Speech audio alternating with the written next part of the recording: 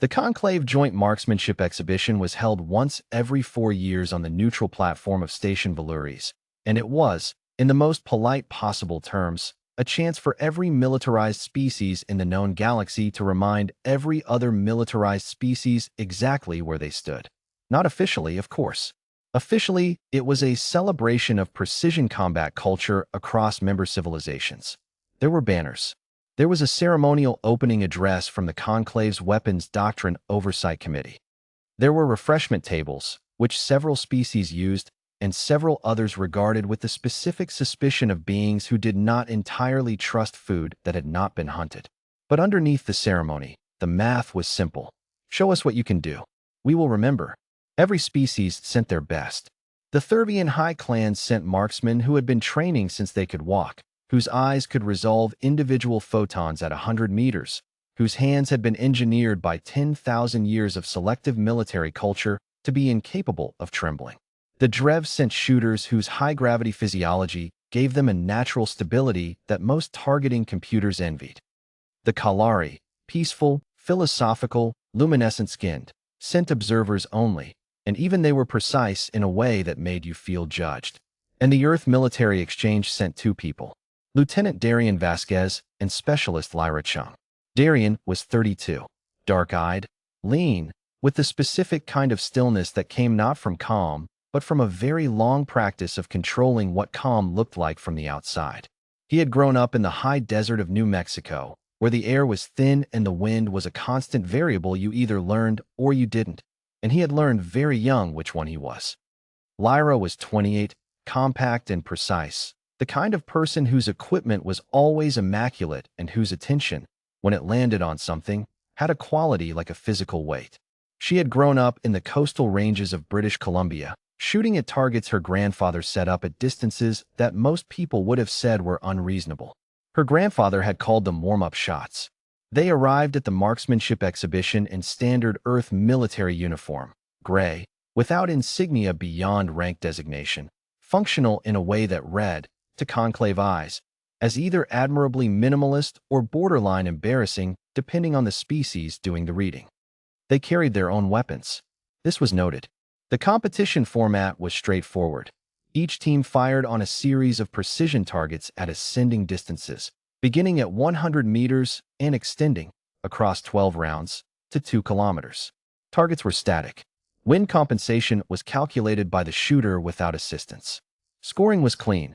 Hit the center ring, score. Miss the center ring, don't. The first 4 rounds were, by Conclave standards, uninteresting. Every team hit center ring at 100, 250, 500, and 750 meters. These were not distances that tested anyone present. They were the opening bars of a piece of music, obligatory, informative, not the part anyone was here for. The Thurvians shot with mechanical consistency that was almost unsettling to watch. The Drev fired with the unhurried efficiency of beings for whom physical stability was not an achievement, but a baseline. Several other teams performed at levels that, on Earth, would have been considered extraordinary.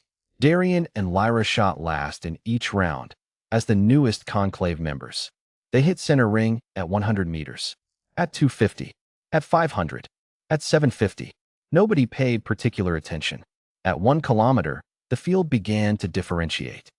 2 teams dropped out of center ring performance entirely, still hitting the target, but drifting to the outer rings, where wind and distance and the compounding physics of long-range ballistics began to separate technique from talent. 3 more teams maintained center ring hits, but showed visible correction between shots, adjusting, compensating, recalculating. The Thurvians were flawless. The Drev were flawless. Darian and Lyra were called to the firing line. Lyra settled into position with the complete absence of ceremony that characterized everything she did. No ritual, no visible preparation sequence. She simply became horizontal, made 3 small adjustments: cheek weld, grip pressure, the angle of her left elbow, and was still. She fired. Center ring. Darian fired. Center ring. The scoring official noted it. Nobody was surprised. 1 kilometer was not, at this level, remarkable. What was noticed, by the Thurvian team captain, a veteran named Chauvel who noticed things professionally, was where they had aimed. Not the center of the center ring. slightly left of center. Both of them. Identical offset. Chauvel checked the recorded targeting data on his equipment, standard practice for competitive analysis. The data confirmed it. Both humans had aimed at a point approximately 4 centimeters left of dead center, and the wind had walked the rounds rightward into the center ring. They hadn't aimed at the target. They had aimed at where the wind would take them. Chauvel filed this observation and said nothing. At 1,250 meters, 2 more teams dropped to outer ring performance. The Thurvians remained flawless. The Drev remained flawless. Darien and Lyra remained center ring.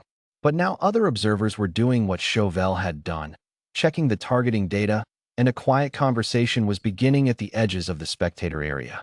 The offset had grown. At 1 kilometer, 4 centimeters.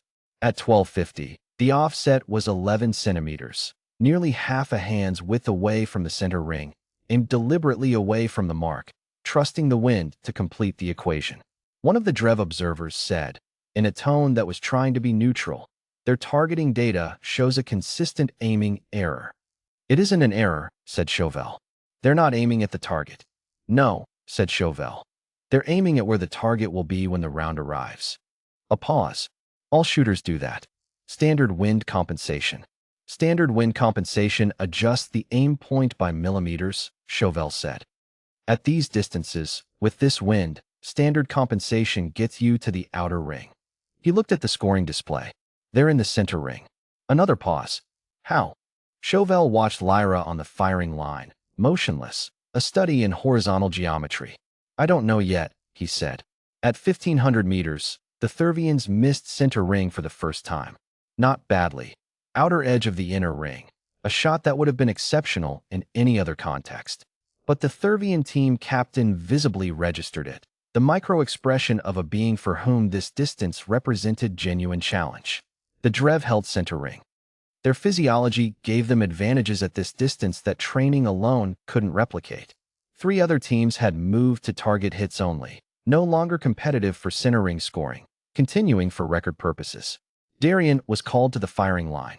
The wind at Station Valoris had, over the past hour, developed what the meteorological team was calling a complex cross-shear pattern, 2 wind layers moving in partially opposing directions at different heights, which was the kind of phrase that meant the ballistic math had become genuinely unpleasant. Darien lay down. He didn't consult his equipment's wind-reading display. He looked downrange for 11 seconds, watching something the observers near the line couldn't identify. Flags at the target end, maybe. Particulate movement in the air. Something. Then he was still. He fired. The round traveled 1,500 meters in just under 2 seconds, crossing 2 wind layers, and arrived in the center ring. The scoring official stared at his screen. He confirmed the score. He looked up at Darien, who was already standing, already stepping back from the line, already done with the shot in a way that suggested he had been done with it before he pulled the trigger. Then Lyra stepped forward. She fired. Center ring. The spectator area was no longer having a quiet conversation. The Thurvian team captain approached the humans at the break between rounds 1550 and 1750. He was polite. He was, in his way, genuinely gracious. A being who had spent his life in marksmanship culture understood that you respected the shot first and the shooter second. "Your wind compensation methodology," he said. "I have reviewed your targeting data for all completed rounds. Your aim point offset at 1,500 meters was 31 centimeters from the target center. You achieved a center ring hit." Darien looked at him. "Yes," he said.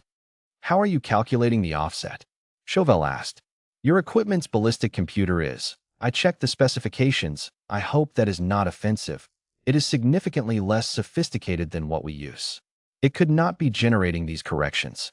"It isn't," Darien said. A pause. Chauvel waited. "We're not using the computer," Lyra said, from beside Darien, in the tone of someone clarifying a small detail. "Not for the wind." "Then what are you using?" Darien was quiet for a moment. He looked downrange, the habitual, slightly distant focus of a person for whom the target area was always more interesting than the conversation. "Experience," he said. "Mostly." "Experience cannot." Chauvel stopped. "Restart it. Quantify it. What is the process?" Darien looked at him for a moment. Then, with the slightly reluctant courtesy of a person being asked to describe something they didn't fully think of as a skill, "You read everything. Wind at the muzzle, wind at the halfway point, wind at the target. They're usually different.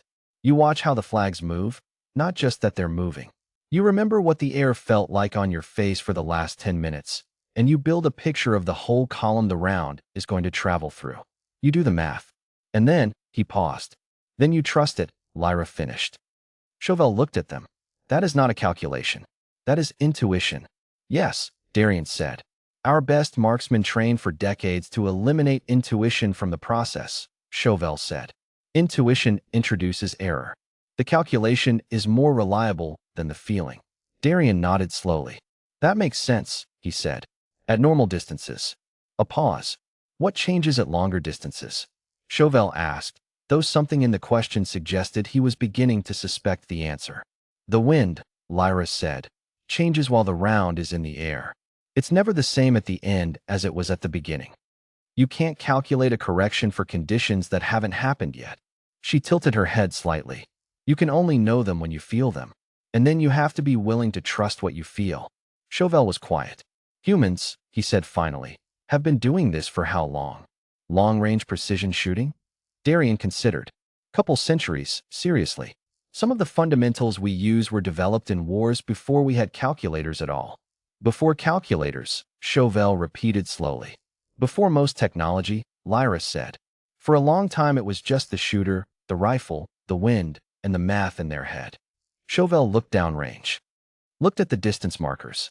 Looked at the flags moving in the complex cross-shear pattern of Valery's stationaire. He had been shooting for 40 years. He was one of the finest marksmen the Thurvian clans had produced in a generation.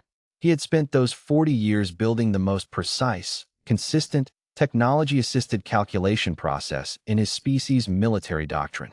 He had never learned to feel the wind. It had never occurred to him that he was missing something.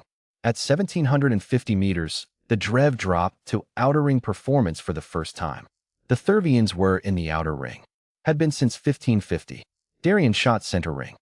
Lyra shot center ring. At 2 kilometers, the final round, the distance that was technically optional because no team in the exhibition's 12-year history had maintained center ring performance to this point. Every other team stood down. Except the 2 humans who had arrived in gray uniforms without insignia and carried their own weapons and hadn't seemed like anything in particular. Darian lay down on the firing mat at 2 kilometers. The wind was doing 3 things at once. He watched the air for 19 seconds. Nobody spoke. The scoring officials were recording. Every observer in the spectator area had their eyes on the firing line. Chauvel had moved, quietly, to stand closer than protocol strictly required, watching not the target but the shooter, the face, the eyes, the breath. What he saw was nothing. Not blankness. Not concentration in the effortful sense. Something more complete than that. A man who had become, for a moment, less a person and more a measurement instrument. Reading. Receiving. Building a picture of a 2-kilometer column of moving air with every sense he had. Then Darian fired. The round was in the air for just over 3.5 seconds. 3.5 seconds in which the wind did what it had been doing all afternoon. Shifting, layering, crossing itself, and the round went where it went and arrived where it arrived. Center ring. Lyra fired. Center ring. The scoring official looked at his display for a long time. Then he looked up, and in the conclave's administrative standard language, said the words that would appear in 12 separate intelligence reports by the following morning. Human team. 2 kilometers. Perfect score. In the reception afterward, a very senior Drev general, a being who had not personally attended a marksmanship exhibition in 20 years and had made an exception for this one on the basis of a 3-sentence intelligence summary he had received that morning, found Darian at the edge of the refreshment area. I want to understand something, the general said, without preamble. Your equipment is inferior. Your ballistic computers are 2 generations behind ours. You have no physiological advantages for long-range marksmanship. In fact, several disadvantages. Yes, Darian said. And yet, Darian agreed. The general looked at him with the particular expression of a military mind encountering a problem it hasn't categorized yet. What is the actual variable, he said. What do humans have that accounts for this? Darian was quiet for a moment. He looked down at the drink in his hand. Centuries, he said, of having to hit things we couldn't see clearly, at distances our equipment couldn't handle, in conditions our technology couldn't account for. He turned the drink slightly. We got very good at the part that happens between the calculation and the trigger, the part that isn't math anymore. The general was quiet. You learned to trust yourselves, he said, slowly. We learned we had to, Darian said. There wasn't anything else. The general looked at him for a long time. Then he said, to no one in particular, in the low register of a thought that had arrived somewhere he hadn't expected it to go. We have spent 1,000 years building better equipment so that we would not have to. He paused. I wonder what we gave up. Chauvel filed his official post-exhibition analysis 3 days later. It was 47 pages long. The conclusion section was 6 words. We have been aiming at the wrong thing. The Terran marksmanship methodology was formally requested by 4 conclave military programs within the year.